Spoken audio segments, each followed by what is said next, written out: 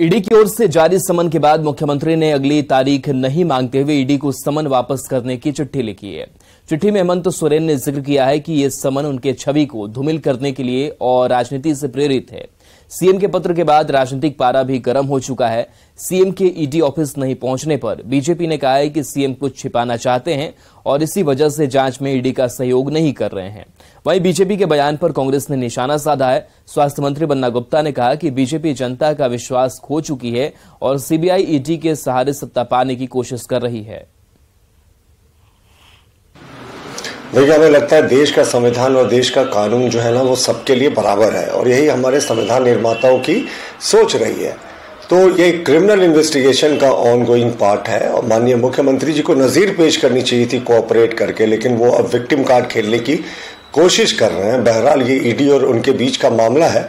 अब ईडी अगला क्या कदम लेगी वो तो देखने वाली बात होगी, लेकिन माननीय मुख्यमंत्री जी इसमें कोऑपरेशन नहीं करके ऐसा लग रहा है कि काफी कुछ छिपाने की कोशिश कर रहे हैं। कोई दुनिया की एजेंसी नहीं है जो आपने अगर गलत नहीं किया तो आपको फंसा देगी, लेकिन ये मोदी जी का न्यू इंडिया है। आपने अगर गलत किया है तो दुनिया की कोई एजेंसी आपको बचा भी नहीं सकती। सीबीआई इनकम टैक्स का सहारा ले रहे हैं, लेकिन सहारा लेके जुल्म करके झारखंड के लोगों को दबाया नहीं जा सकता है। जब अंग्रेजों के जमाने में झारखंड का लोग नहीं दबा तो अब दब जाएंगे जब लोकतंत्र है। तो इसलिए ये लोग डराने की कोशिश कर रहे हैं। वो कहते हैं ना कि गनीमत है सब्र मेरा लबालब है भरा नहीं है। वो मुझको मुर्दा समझ रहे हैं, उनसे कहो मैं मरा नहीं हूँ। वो समझ रहे हैं कि मिटा दूंगा नस्ल तुम्हारी। उनकी आदत है डराने की, मेरी फितरत है मैं डरा नहीं हूँ। तो डराना चाहते हैं, हम डरने वाले लोग नहीं हैं, इसलिए लड़ने वाले लोग हैं। लड़ेंगे, मजबूती से लड़ेंगे। झारखंड हाईकोर्ट में आज राहुल गांधी की याचिका पर सुनवाई होने वाली है। मामला मोदी सरनेम को लेकर आपत्तिजनक टिप्पणी से जुड़ा है। निचली अदालत के फैसले के खिलाफ राहुल गांधी राहत के लिए हाईकोर्ट पहुंचे हैं। ज्यादा जानकारी दे रहे हैं सहयोगी संजय कुमार सिन्हा।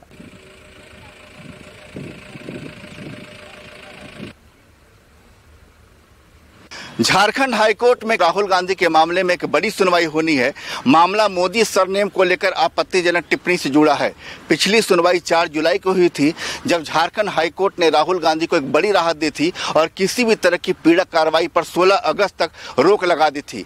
झारखंड हाईकोर्ट ने यह भी निर्देश दिया था कि राहुल गांधी के मामले में, जो कि राहुल गांधी के अधिवक्ता की ओर से यह मांग की गई है कि राहुल गांधी अपने अधिवक्ता के जरिए कोर्ट में पेशी की छूट चाहते हैं, जिस पर प्रार्थी की ओर से जवाब मांगा गया था। दरअसल निचली कोर्ट के फैसले को राहुल गांधी ने झारखंड हाईकोर्ट में चुनौती दी है। निचली कोर्ट ने राहुल गांधी को सशरीर कोर्ट में हाजिर होने का निर्देश दिया था, जिसके बाद राहत की मांग करते हुए राहुल गांधी झारखंड हाईकोर्ट पहुंचे हैं। संजय कुमार सिन्हा, न्यूज़ 18, रांची।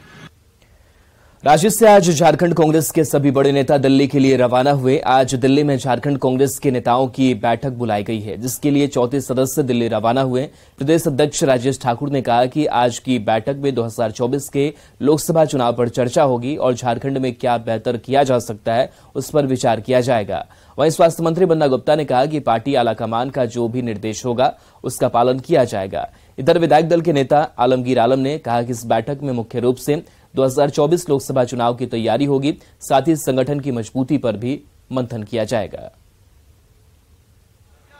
हमारे सारे आला नेता वहां रहेंगे, मौजूद रहेंगे। आदरणीय मल्लिकार्जुन खड़गे जी, आदरणीय राहुल गांधी जी, केसी वेणुगोपाल जी, अविनाश पांडे जी और तमाम जो झारखंड के वरिष्ठ नेतागण हैं, सभी लोग वहां मौजूद रहेंगे। तो निश्चित रूप से एक चर्चा जो होगी वो सकारात्मक चर्चा होगी और उससे झारखंड में जो हम लोग सशक्तिकरण का, संगठन का अभियान चला रहे हैं उसको और मजबूती मिलेगी और ताकत मिलेगी। नहीं, जो हमारे संगठन कैसे मजबूत हो, राज्य की जनता का कैसे भला हो और आने वाले आगामी लोकसभा के चुनाव में कैसे हमारे राज्य को मजबूत प्रतिनिधित्व मिले और वो प्रतिनिधित्व जो है वो देश की आवाज़ बने, इसके लिए हम लोग बातचीत करेंगे। आज जो है पीएससी का मीटिंग है।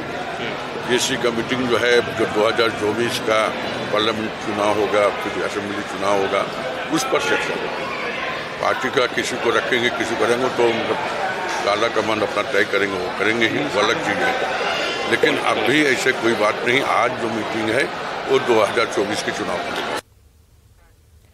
राज्य से बड़ी खबर है, जहां जेसीए में हवन रद्द कर दिया गया। अनुष्ठान कार्यक्रम रद्द कर दिया गया है।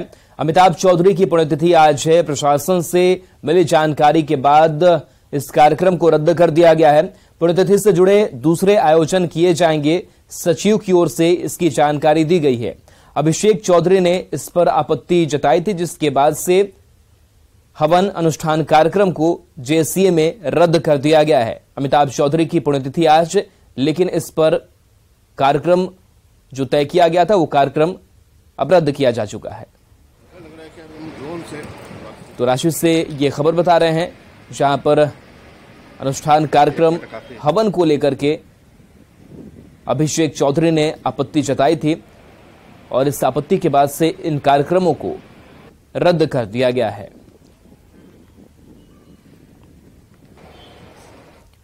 झारखंड हमेशा अटल बिहारी वाजपेयी जी का ऋणी रहेगा, ये कहना है आजसू अध्यक्ष सुदेश महतो का। पूर्व प्रधानमंत्री भारत रत्न अटल बिहारी वाजपेयी की पुण्यतिथि पर दिल्ली में उनकी समाधि सदैव अटल पर सुदेश महतो श्रद्धांजलि देने पहुंचे थे। सुदेश महतो ने कहा कि काफी लंबे समय से चल रहे अलग राज्य के मसले पर अटल जी ने ही पूर्ण विराम लगाया था, जिससे राज्य की पीढ़ी नहीं भुला सकती। सुदेश महतो से खास बातचीत की दिल्ली संवाददाता शंकर आनंद ने। देश के भूतपूर्व प्रधानमंत्री रहे अटल बिहारी वाजपेयी की आज 5वीं पुण्यतिथि है और इस कार्यक्रम में बीजेपी के तमाम बड़े नेता भी पहुंचे। इसके साथ साथ एनडीए घटक दल के कई नेता भी पहुंचे हैं। इस वक्त में हमारे साथ में सुदेश महतो जी हैं। सर, आज जिस तरह से वाजपेयी जी को हर कोई याद कर रहा है, चाहे सत्ता पक्ष हो विपक्ष हो, हर कोई याद कर रहा है, किस तरह से आप लोग आज यहाँ पे पहुंचे और यहाँ पर श्रद्धांजलि देने के लिए आए हैं? देखो, देश के हर दिल अजीज नेता भारत रत्न से नवाजे गए और जिसमें अद्भुत क्षमता भरी हुई थी भारत को एक बेहतर नेतृत्व देने की, और उन्होंने भारत को एक साथ लेके चलने का एक अद्भुत उदाहरण पेश किया था। देश के एक नेता के जिनके जाने से हम लोगों ने ये कहा था कि एक युग का अंत हो गया। आज इस पर नेता के समाधि स्थल पर आके श्रद्धांजलि अर्पित किया और उम्मीद करते हैं कि उनके विचारों को, उनके राष्ट्रवादी सोच को हम सब मिलकर आगे बढ़ा सकें। जिस तरह से वाजपेयी जी की बात करें तो वाजपेयी जी झारखंड भी आते थे, बिहार में आते थे, तो अक्सर उनका कहता था कि हमारा बहुत ज्यादा एक विशेष लगाव रहा है बिहार और झारखंड से। उसको आप कैसे अपने शब्दों में बताएंगे? देखो, झारखंड हमेशा उनका ऋणी रहेगा, क्योंकि जो अद्भुत झारखंड के लिए, झारखंड वासियों के लिए उन्होंने किया है। लंबे अरसे से चल रहे झारखंड आंदोलन को पूर्ण विराम लगाया और हमें नया प्रदेश देने का जो उनका गिफ्ट है वो सदैव हर पीढ़ी याद रखेगी उनको। निश्चित तौर पर यहाँ पे देखा जा सकता है कि तमाम जो वरिष्ठ नेता है वो यहाँ पे पहुंचे हुए हैं और केंद्रीय मंत्री पहुंचे हैं और हर कोई आज उनको याद कर रहा है। वीडियो जर्नलिस्ट प्रकाश गुप्ता के साथ शंकर आनंद, न्यूज़ 18 दिल्ली।